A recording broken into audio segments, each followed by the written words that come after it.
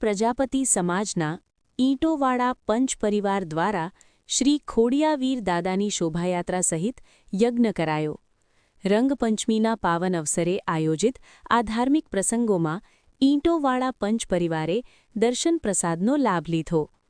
પાટણ તારીખ 8 રવિવારને ફાગણ વદ પાંચમના પવિત્ર દિવસે પાટણ પ્રજાપતિ સમાજના ઈંટોવાળા પંચ પરિવાર દ્વારા દર વર્ષની જેમ ચાલુ વર્ષે પણ શહેરના બોડિયા રોડ પર આવેલા શ્રી ખોડિયાવીર દાદાની શોભાયાત્રા અને લઘુરુદ્ર યજ્ઞ સહિતના ધાર્મિક ઉત્સવોની ભક્તિમય માહોલમાં ઉજવણી કરવામાં આવી હતી.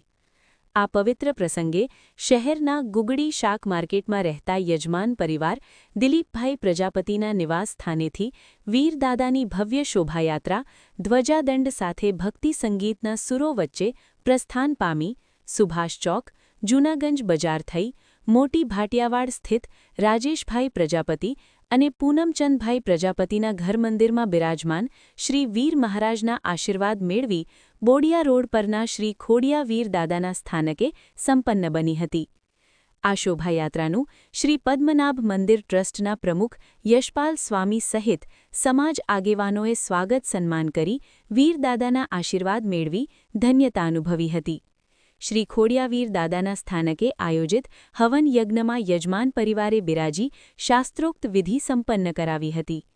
આ પ્રસંગમાં પાટણ પ્રજાપતિ સમાજના ઈંટોવાળા પંચ પરિવારના પરિવારજનોએ મોટી સંખ્યામાં ઉપસ્થિત રહી દર્શન પ્રસાદનો લાભ લઈ વીરદાદાના રૂડા આશીર્વાદ પ્રાપ્ત કરી ધન્ય